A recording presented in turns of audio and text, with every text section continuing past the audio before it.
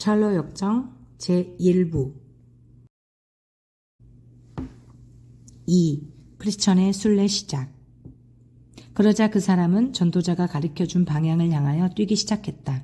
그가 채 멀리 가기도 전에 그의 아내와 자식들이 그가 뛰어가는 것을 보고는 어서 집으로 돌아오라고 소리 지르기 시작했다. 그러나 손가락으로 귀를 틀어막은 채 그는 계속 뛰어가면서 생명, 생명, 영원한 생명 하고 소리 질렀다. 그는 한 번도 뒤를 돌아보지 않고 평온 한가운데를 향하여 그냥 달려갔다.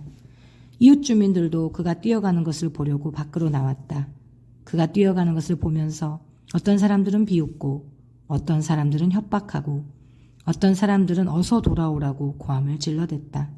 그들 중에 두 사람은 강제로라도 그를 데려오기로 마음먹었다. 이들 두 사람의 이름 중 하나는 고집쟁이였고 다른 하나는 유순이었다. 그는 그들과 상당히 멀리 떨어져 있었지만 그 두 사람은 그를 따라잡기로 결심하고 급히 뛰어가 이내 그를 따라잡았다. 이웃 친구들, 무슨 일로 절 따라오는 건가요? 하고 그가 멈춰서서 물었을 때 그들은 대답했다. 당신을 설득시켜서 함께 집으로 돌아가려고 왔습니다. 그러자 그는 머리를 가로저으며 말했다. 결코 그렇게 할 수 없습니다. 비록 내가 태어난 곳이긴 하지만 당신이 지금 살고 있는 곳은 멸망의 도시입니다. 조만간 우리는 그곳에서 죽을 것이며 죽으면 무덤보다 더 비천하고 무서운 곳, 저주와 형벌과 유황불이 활활 타고 있는 지옥으로 떨어질 것이란 말입니다. 사랑하는 형제들이여, 그러니 당신들도 마음을 돌이켜 저와 함께 갑시다. 뭐라고요?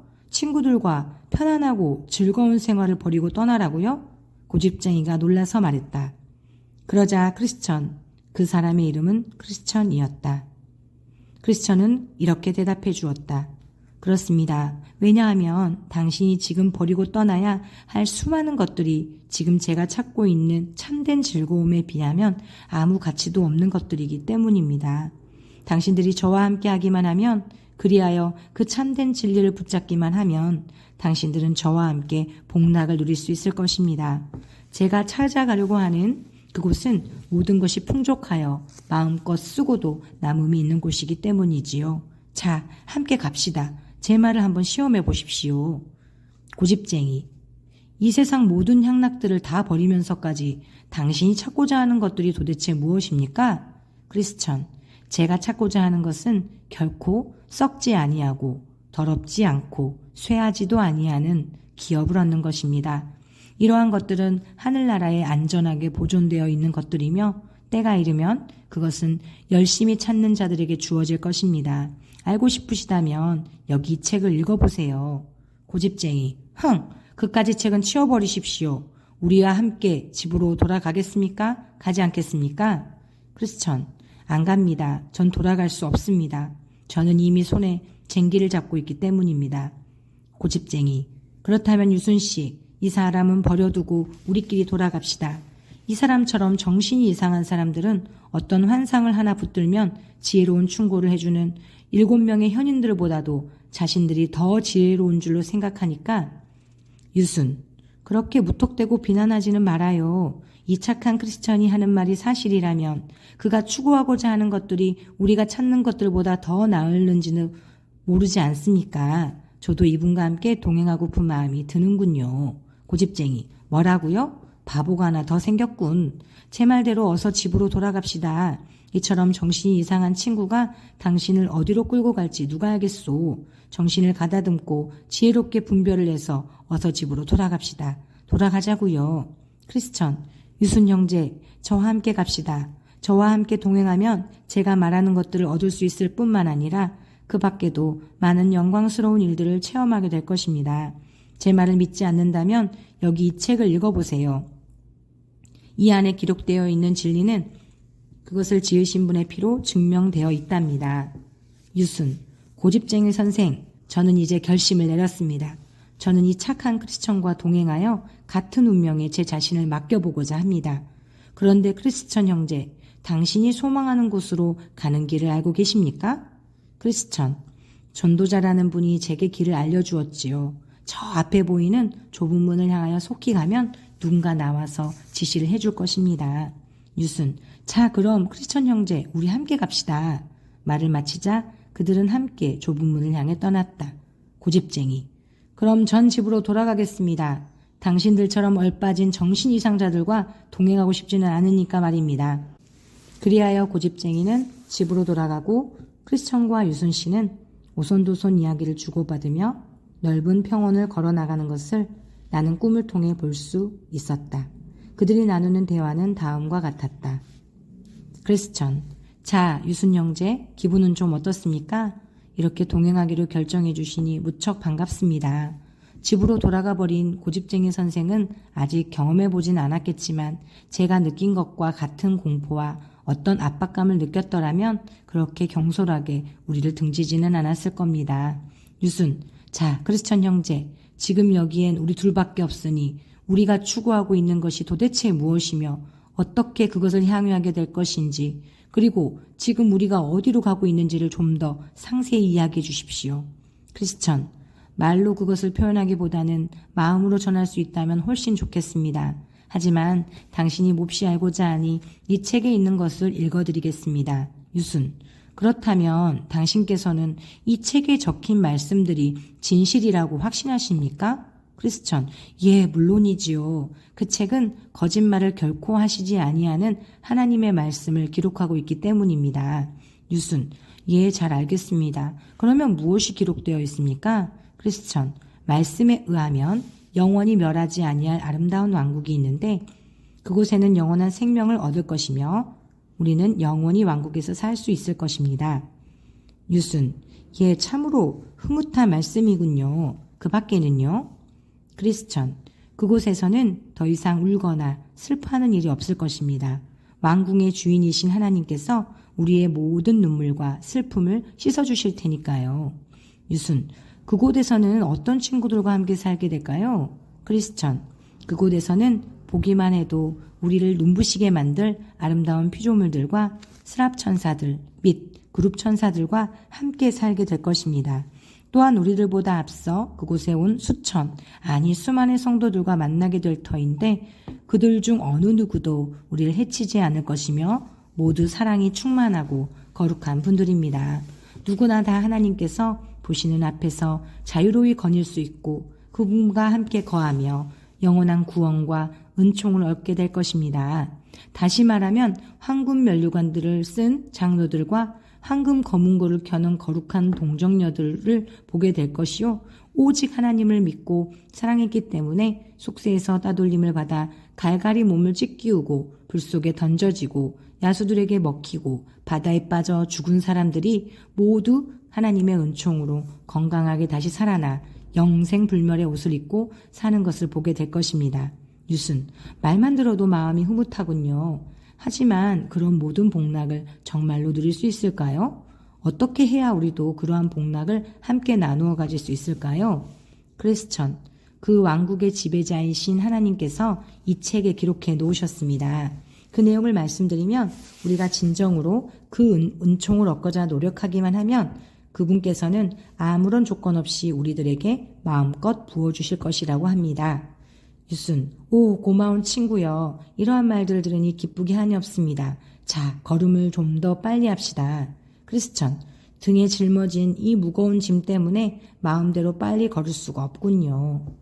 이때 나는 꿈속에서 그들의 이야기가 다 끝나갈 무렵 그들이 평원 한가운데 있는 깊은 수렁에 매우 가까이 다가가 있는 것을 보았다. 그들은 이야기에 정신이 팔려 무심코 걸어가다가 갑자기 깊은 진흙수렁에 빠지고 말았다. 이 진흙수렁의 이름은 낙심의 늪이었다. 그들은 한참 동안 빠져나오려고 허우적거리다가 온몸이 진흙투성이가 되고 말았다. 크리스천은 등에 짊어진 무거운 짐으로 인하여 진흙수렁 속으로 점점 가라앉기 시작했다. 유순, 아, 크리스천 형제, 도대체 지금 당신은 어디에 있는 거요? 크리스천, 실은 저도 잘 모르겠습니다. 이 말을 듣고 유순은 화가 나기 시작했으며 동료인 크리스천에게 벌컥 소리를 질렀다. 유순, 당신이 여태껏 내게 말해준 행복이라는 것이 이런 것입니까? 출발하자마자 이런 고생을 하게 됐으니 앞으로 어떤 고생이 다가올는지 어떻게 예측할 수 있겠습니까? 만일 여기서 목숨을 건질 수 있다면 나는 상관하지 말고 당신 혼자서나 그 멋진 왕국을 찾아 떠나시지요. 이렇게 말하면서 유순 씨는 필사적으로 허우적거리다가 마침내 그의 집 가까운 곳에 있는 늪가로 기어올랐다. 그는 뒤도 돌아보지 않고 집으로 가버렸고 그 후 크리스천은 다시는 그를 만나지 못하였다. 수렁 속에 홀로 남은 크리스천은 그의 집 쪽에서는 멀고 좁은 문 쪽으로는 가까운 늪의 가장자리로 기어오르려고 필사적인 노력을 기울였다. 마침내 그는 늪의 가장자리에 이르렀으나 등에 짊어진 무거운 짐 때문에 빠져나올 수가 없었다. 이때 나는 꿈속에서 도움이라는 이름을 가진 한 남자가 그에게로 가까이 다가가 무얼 하고 있느냐고 묻는 것을 보았다. 크리스천, 선생님, 전도자라는 사람으로부터 이 길로 가라는 지시를 받았습니다. 그는 또한 장차 다가올 진노를 피하기 위해서는 이 길로 나아가 저쪽에 있는 문으로 가야 한다고 가르쳐 주었지요. 그래서 그곳을 향해 가던 도중 그만 이 수렁에 빠져버리고 말았습니다. 도움, 왜 당신은 앞을 잘 살펴보지도 않았습니까? 크리스천, 두려움에 몰려 다른 길로 도망하려다 그만 여기에 빠진 것입니다. 도움, 자 그렇다면 손을 이리 주십시오. 도움은 손을 내밀어 그를 끌어올린 다음 어서 가던 길을 재촉하라고 그에게 일렀다. 그때 나는 크리스천을 끌어내준 도움에게로 다가가 말을 건네었다. 선생님, 이 길은 멸망의 도시로부터 떠나 저쪽 좁은 문으로 가는 길이라고 들었는데 어째서 도중에 있는 이 수렁을 고치지 않았습니까? 그렇게 했더라면 미숙한 여행자들이 좀 더 안전하게 저쪽 문을 향해 갈 수 있었을 터인데. 그러자 그는 이렇게 설명해 주었다. 이 깊은 수렁은 고칠 수가 없는 곳입니다. 이곳은 죄가 있다고 판결받은 자들로부터 나오는 온갖 더러운 찌꺼기와 허물들이 끊임없이 흘러들어오는 곳입니다. 그래서 이곳을 낙심의 늪이라고 부릅니다. 죄인들이 자신들의 절망적인 형편을 깨닫게 되었을 때 그들의 마음속에는 온갖 두려움과 의심과 절망들이 생겨납니다. 그런 것들이 모두 모여 이곳으로 흘러와 고여있기 때문입니다. 이곳은 늘 좋지 못한 곳으로 남아 있습니다. 이 장소가 깊은 낙심의 수렁으로 남아있는 것을 하나님께서는 좋아하지 않으십니다. 그래서 1600여 년 동안 하나님께서 보내신 천국 측량기사들의 지시에 따라 많은 일꾼들을 보내어 이 수렁을 메워보려고 온갖 노력을 해보았지만 별 소용이 없었습니다. 천국의 각 지역에서 추나추동을 가리지 않고 모은 건전하고 유익하며 훌륭한 교훈들을 2만여 대의 수레에 실어 이곳을 메우기 위해 쏟아 넣은 걸로 알고 있습니다. 이 수렁을 메우기 위해 세상에서 가장 좋은 재료라고 말하는 것들만 쏟아 넣었는데도 여전히 이곳은 낙심의 늪으로 남아 있습니다. 어느 누가 할 수 있는 최선을 다한다고 할지라도 결과는 늘 마찬가지일 것입니다.